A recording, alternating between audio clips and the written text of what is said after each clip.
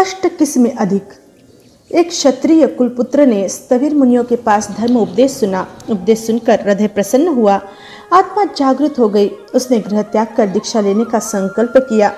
उसका छोटा पुत्र भी पिता के साथ मोह होने से दीक्षा लेने को तैयार हो गया। पिता पुत्र दोनों ने ही स्थविर मुनियों के पास मुनि दीक्षा धारण कर ली।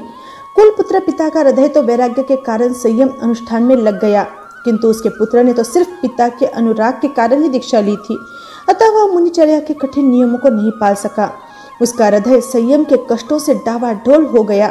पिता से कहा, तात, मैं तो नंगे पांव नहीं चल सकता। धूप में पांव जलते हैं, सर्दी में ठिठुरते हैं, कांटे कंकर से पांव छिल भी जाते हैं। पिता ने पुत्र स्नेह के कारण उसे जूते पहनवा दिए। दूसरे दिन पुत्र ने कहा, मुझे चलते हुए धूप भी लगती है, अतः छाता चाहिए। पिता ने उसे छाता भी दिला दिया। कुछ दिनों बाद केश लुंचन का समय आया, तब पुत्र ने कहा, पिताश्री, मैं तो लोच नहीं करा सकता। पिता ने उस तरह से उसका मुंडन करवा दिया। एक दिन पुत्र ने कहा, मैं तो इस कड़ी भूमि पर सो नहीं सकता। पिता ने मुलायम का घास बिछौना भी बनवा दिया।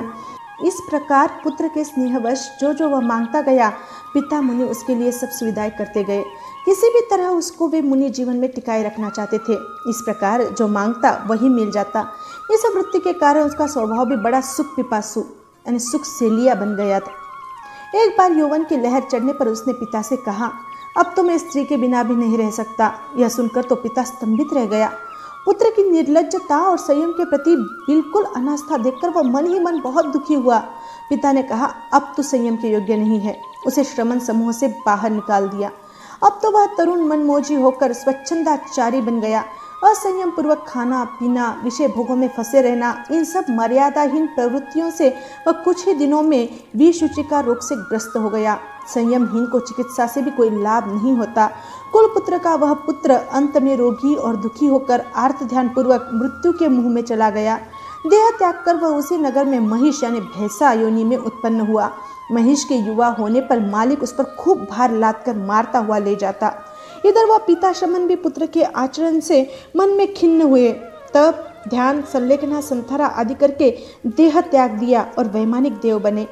अवधि ज्ञान द्वारा जब पूर्व जन्म देखा तो अपने शिष्य पुत्र को भैंसे के रूप में अत्यंत यंत्रणा पीड़ा पाते देखकर उनका दिल पसीज गया। उसे प्रतिबोध देने के लिए एक पुरुष का वेश बनाकर पृथ्वी पर आए। महेश पालक से वह भैंसा उसने खरीद लिया। अब बहुत ज्यादा भार उस पर लाद कर चलने के लिए चाबुक से उसे उत्तेजित किया। अत्यंत भार होने के कारण भैंसे ने जीभ निकाल दी, सांस फूल उठी।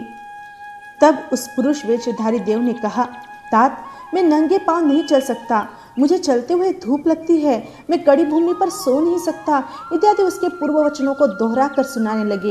ये जाने पहचाने वचन सुनते सुनते भैंसे का ध्यान उन पर केंद्रित हो गया। ऊहापोह करने से उसे पूर्व जन्म की स्मृति हो गई। अरे, मैंने ही ये वचन कहे थे। जीवन में थोड़े से कष्टों से घबराकर मैंने ही अपना भयंकर अहित कर डाला। पूर्व जन्म की स्मृति से भैंसे की आंखों में आंसू बहने लग गए। तभी देवता ने अपना रूप प्रकट कर उसे समझाया, देख, यदि तू उस जीवन में इन अल्प कष्टों को संभाव पूर्वक सहन कर लेता तो मेरे समान देव बनता, सुखी होता। कष्टों से घबरा कर संयम छोड़ा तो अब भैंसे की योनि में कितना दुख, कितनी पीड़ा पा रहा है। बता, वे दुख अधिक थे या ये कष्ट अधिक है। भैंसे का हृदय प्रतिबुद्ध हो गया, अपने पूर्व कृत्यों पर पश्चाताप किया और वही अन्न पान का त्याग कर धर्म भावना में लीन हो गया। देवता ने उसे नवकार महामंत्र सुनाया। अंत में शुभ भावों के साथ देह त्याग कर महिष भी देव योनि में देवता बना। जय आनंद।